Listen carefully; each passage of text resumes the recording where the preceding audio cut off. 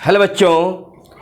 तो क्लास 12 में सबसे अगर हम लोग आर्ट के बारे में बात करें तो आर्ट सब्जेक्ट में जो ज्योग्राफी है वो सबसे इम्पॉर्टेंट सब्जेक्ट है, क्योंकि अधिकतर जो बच्चे आर्ट लेते हैं वो जो है ज्योग्राफी को जरूर लेते हैं। और ज्योग्राफी को आज जो है हम लोग पूरी बेसिक से समझेंगे, एकदम शुरू से समझेंगे और बहुत ही ये वीडियो मजेदार होने वाली है। इस वीडियो को लास्ट तक जरूर देखें। तो मैं भूपेश गोस्वामी, चलिए शुरू करते हैं। यहां पर सबसे पहले हम लोग आते हैं ज्योग्राफी, भूगोल। ठीक है, ज्योग्राफी जो है वो दो शब्दों से मिलकर बना है। पहला जियो, ठीक है, जियो, और दूसरा जो शब्द है वह है ग्राफो।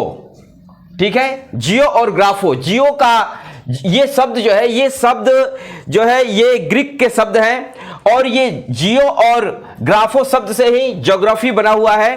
तो इसमें जो जियो का अर्थ होता है पृथ्वी और ग्राफो का अर्थ होता है वर्णन।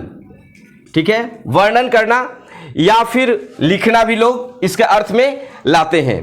तो इन दोनों शब्दों से ही जो है ज्योग्राफी बना हुआ है। अगर हम लोग हिंदी में करें तो भूगोल यानी भू अर्थात पृथ्वी और गोल, ये दो शाब्दिक अर्थों से जो है भूगोल बना हुआ है। अब हम लोग इसके अगर हम लोग शाब्दिक परिभाषा में आते हैं, ठीक है, इसके अगर हम लोग शाब्दिक परिभाषा में आते हैं, शाब्दिक परिभाषा, तो देखिए इसका शाब्दिक परिभाषा हम लोग किस प्रकार इसको लिख सकते हैं। शाब्दिक परिभाषा में यह ऐसा शास्त्र है, यह ऐसा शास्त्र है जिसमें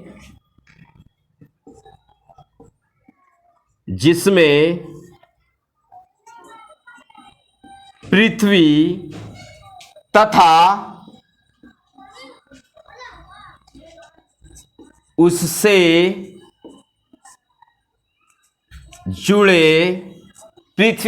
उससे जुड़े सभी पक्षों का वर्णन किया जाता है। यानी पृथ्वी उससे जुड़े सभी पक्षों का वर्णन किया जाता है। तो ये इसका जो है शाब्दिक अर्थ हो गया। देखिए, अगर इसके शाब्दिक अर्थ में हम लोग आते हैं तो पृथ्वी तथा इससे जुड़े सभी पक्षों का इसमें हम लोग वर्णन करते हैं। इसे हम लोग भूगोल कहते हैं, इसे हम लोग ज्योग्राफी कहते हैं।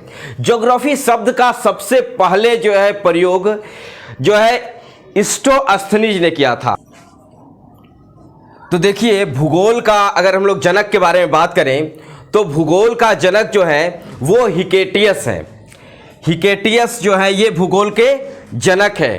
ठीक, लेकिन भूगोल शब्द का जो सबसे पहले प्रयोग किए थे वो किए थे इरेटोस्थनीज। ठीक है, और इरेटोस्थनीज को हम लोग व्यवस्थित भूगोल का जनक कहते हैं। आता है प्रश्न, व्यवस्थित भूगोल का जनक किसे कहते हैं? तो इरेटोस्थनीज को हम लोग व्यवस्थित भूगोल का जनक कहते हैं। आते हैं अब आधुनिक भूगोल का जनक। देखिए, बहुत सारे लोग जो है इसमें गलती करते हैं। आधुनिक भूगोल के जनक किसे कहते हैं?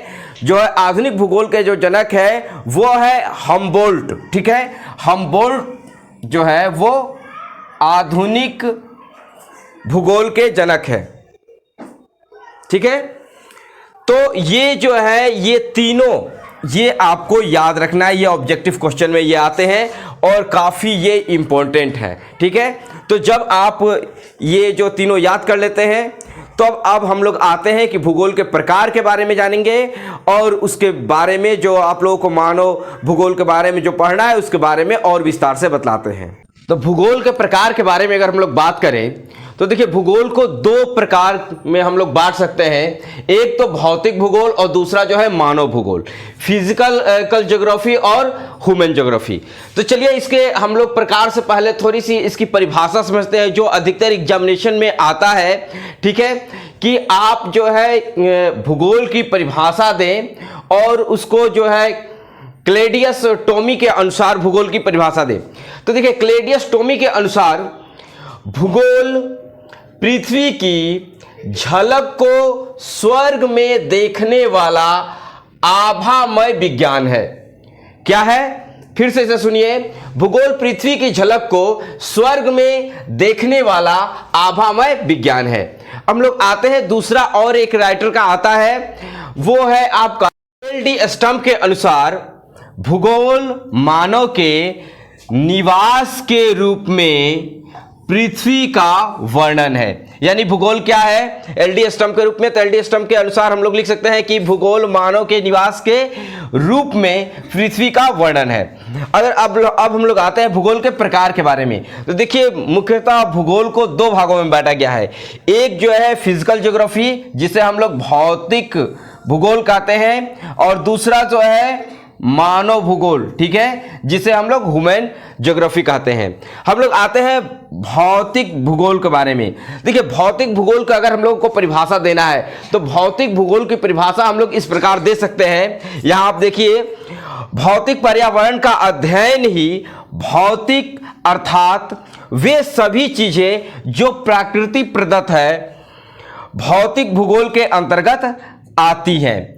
उदाहरण के लिए जैसे आपका हो गया पर्वत, सागर, महासागर, महाद्वीप, पठार, मरुभूमि, और इसके अलावा हो सकता है कि ठंडा जलधारा, गर्म जलधारा, ये सारे उदाहरण जो है आपके भौतिक भूगोल के हैं। यानी भौतिक भूगोल किसे कहेंगे?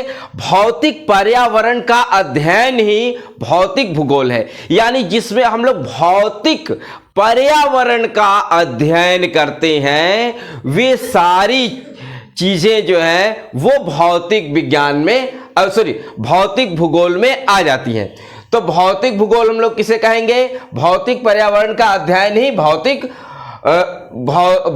जो है वो भूगोल है। ठीक है, अर्थात वे सभी चीजें जो प्राकृतिक प्रदत्त है, जिसमें आ जाएंगे आपका पहाड़, पठार, सागर, महासागर, ये सारी आ जाएंगे आपका भौतिक भूगोल में। आते हैं हम लोग मानव भूगोल। सबसे ज्यादा हम लोगों को जो है मानव भूगोल जो पढ़ना है, और एग्जामिनेशन में मानव भूगोल से ही बहुत सारे क्वेश्चन आते हैं। खासकर अगर हम लोग बिहार बोर्ड के बारे में बात करें तो बिहार बोर्ड में मानव भूगोल से बहुत सारे जो है वो क्वेश्चन आते हैं। तो सबसे पहले इसका हम लोग साधारण जो परिभाषा होता है वो समझ लेते हैं, उसके बाद इसके में हम लोग पूरी गहराई से हम लोग जाएंगे।